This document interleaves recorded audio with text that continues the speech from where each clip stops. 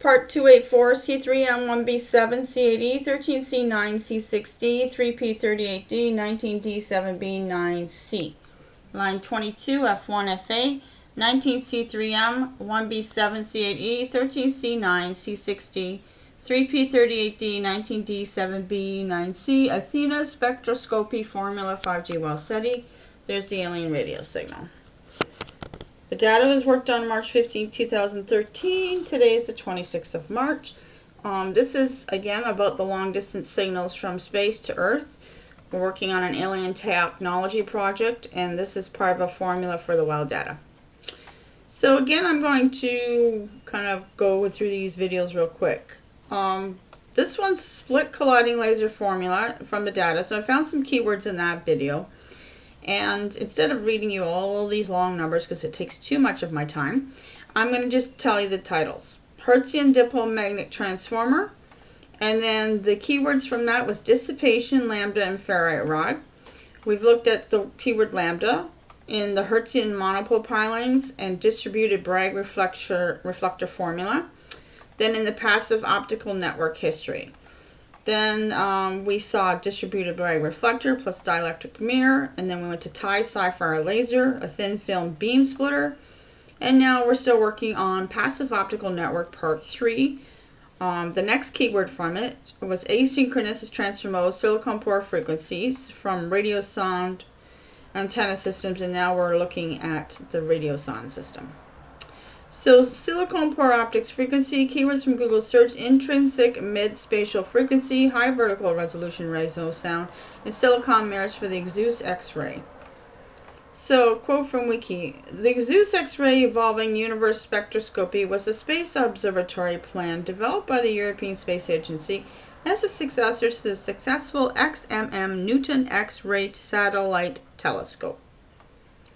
It was merged into the International X-ray Observatory around 2008, but as the project ran into issues in 2010, the ESA component was forked off into Advanced Telescope for High Energy Astrophysics, or ATHENA. So the keyword Advanced Telescope for High Energy Astrophysics, it's a quote from Wiki still. It's an advanced telescope for high energy astrophysics, is a proposed X-ray telescope. It is an ESA forking rebooting of the International X-ray Observatory IXO project planned by NASA, ESA, and JAXA, JAXA, from about 2008 to 2011. In 2011, NASA pulled out. It was a candidate for the first L1L class mission within the ASA Cosmic Vision program. It lost to the Jupiter Icy Moon Explorer. It may be a candidate for the next L-class mission. In the original plan, it was to be launched in 2021 as a joint effort by the United States Space Agency, NASA, the European Space Agency, ESA, and the Japan Aerospace Exploration Agency, JAXA. In May 2008, ESA and NASA established a coordination group involving all three agencies with the intent of exploring a joint mission merging the ongoing Zeus and Constellation X projects. This proposed the start of a joint study for IXO. IXO faced competition from two other missions, the Europa-Jupiter System mission and the Laser Interferometer Space Antenna, which mission was estimated to cost $850 million. That's a lot of money. Spectroscopy is the study of the interaction between matter and radiated energy.